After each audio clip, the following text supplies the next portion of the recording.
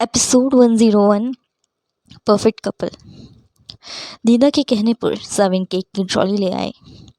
वो केक काफ़ी बड़ा था, इतना बड़ा कि वहाँ मौजूद कुछ लोगों को जलन होने लगी, जैसे कि जानकी, आयशा की बड़ी मामी पम्मी और छोटी मामी पिंकी।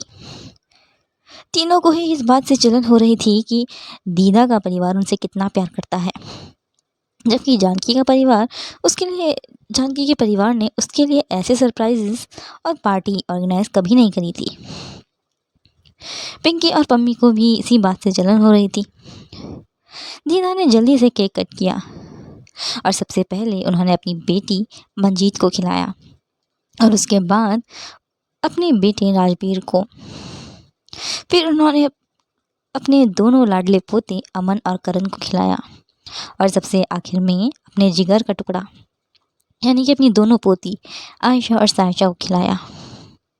मगर खिलाने से ज़्यादा उन्होंने आधे से ज़्यादा केक उन दोनों के मुंह पर लगा दिया।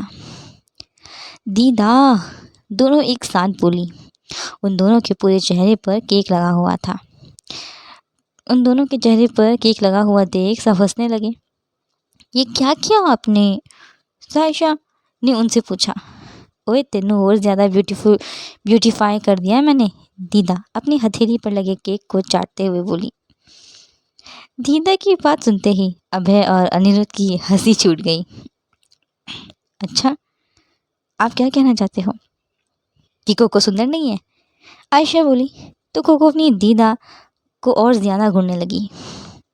ना पुत्र, तू और नीनी तो यहाँ मौजूद सब औरतों से और लड़कियों से ज़्यादा सुंदर हो। दीदा ने अपनी बात को कवर किया तो वहीं 3 लड़कियां हंसने लगी, मगर बलवंत का उन्हें आंखें दिखाने पर तो वो तीनों चुप हो गई। अच्छा ठीक है, बहुत हो गया, ऐसे केसेस में टिट फॉर टैट करना चाहिए, ये बोल राजवीर ने भी केक का बड़ा सा पीस काट कर अपनी माँ के चेहरे पर लगा दिया। अब आया ना मज़ा? आयशा खुश होते हुए बोली। तभी दीदा ने राजवीर के चेहरे पर भी केक लगा दिया। राजवीर फिर से अपनी माँ को केक लगाने ही वाला था, लेकिन तभी दीदा अपनी जगह पर से हट गई तो उनके पीछे खड़ी मंजीत पर वो केक लग गया। आप लोग अच्छे नहीं लग रहे हो, खास तौर से हॉटेस्ट दादी सा आप, सायशा बोली और जाकर जानकी के चेहरे पर केक लगा दिया। आयशा ने भी केक अपने भाई और अभय पर लगा दिया।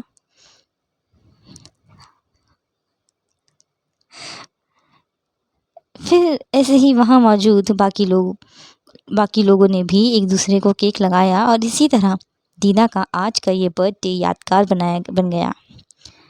केक वाली पिक्चर तो बनती ही है, सायशा बोली। उसने अपनी पॉकेट से अपना फ़ोन निकाला एक फैमिली पिक्चर लेने के लिए।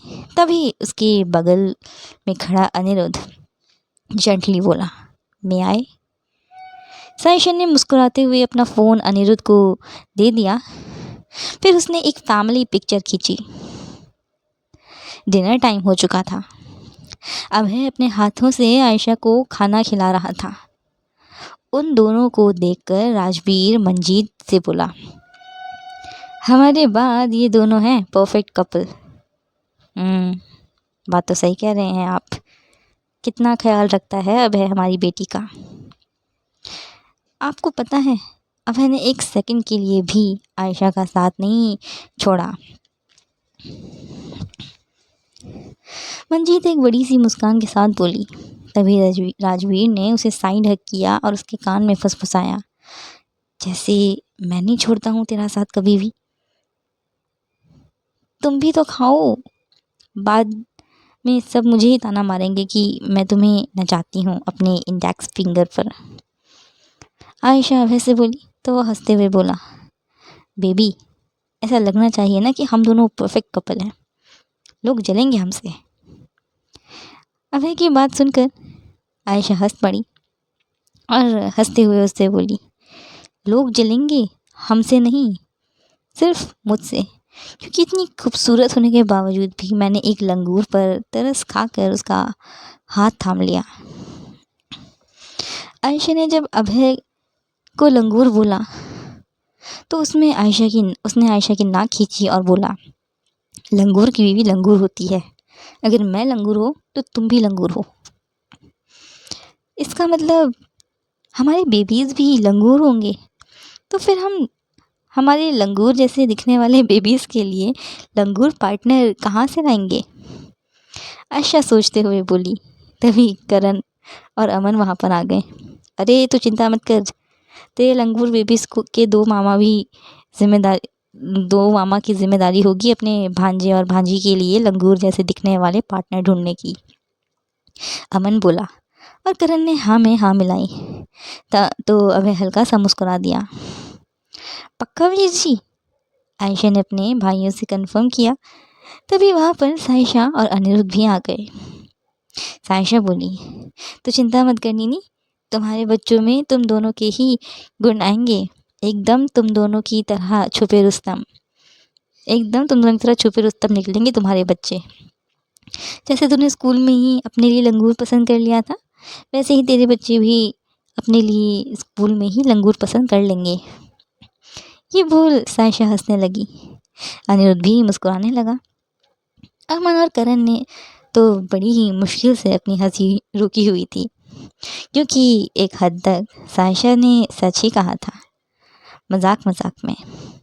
हाँ ठीक है, तेरी शादी मेरे लंगूर पति के छोटे लंगूर भाई से करवा देते हैं, फिर तो तेरे बच्चे पे लंगूर ही पैदा होंगे, आयशा शातिर मुस्कान के साथ बोली।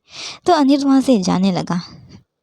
तभी अभय बोला, हाँ बात तो बहुत सही कही है आपने मिसेस लंगूर, आपकी छोटी बहन की शादी मेरे छोटे भाई से करवा देनी चाहिए हमें, फिर इन दोनों के बच्चे भी लंगूर ही पैदा होंगे। अभय की बात पर आयशा, सही कह रहे हो तुम, फिर राठौड़ खानदान में कितने सारे लंगूर हो जाएंगे। वो सब एक दूसरे के साथ ऐसे ही हंसी मजाक में लगे हुए थे। उनमें से किसी को भी इस बात का अंदाज़ा ही नहीं था कि किसी की एविल आई अभय पर और अनिरुद्ध पर टिकी हुई है। जीजू, मुझे तो कोई प्रॉब्लम नहीं है अनिरुद्ध से शादी करने में, बाकी आप इससे ही पूछ लो, सायशा तिरछी मुस्कान के साथ बोली। उसकी ये मुस्कान देखकर अनिरुद्ध को गुस्सा आ गया, मगर अपने गुस्से को काबू करते हुए अनिरुद्ध बोला, मुझे शादी में कोई इंटरेस्ट नहीं है, तुम आरुष से शादी कर लो, उससे शादी करके भी लंगूर ही पैदा होंगे, एलियंस नहीं। उसने भी सायशा को तिरछी मुस्कान दी और फिर वहाँ से चला गया। अभय ने अनिरुद्ध की ऐसी हरकत देखते हुए अपने मन में कहा, ये लड़का कभी नहीं सुधर सकता, अच्छे खासे चल रहे मजाक की बैंड बजा देता है।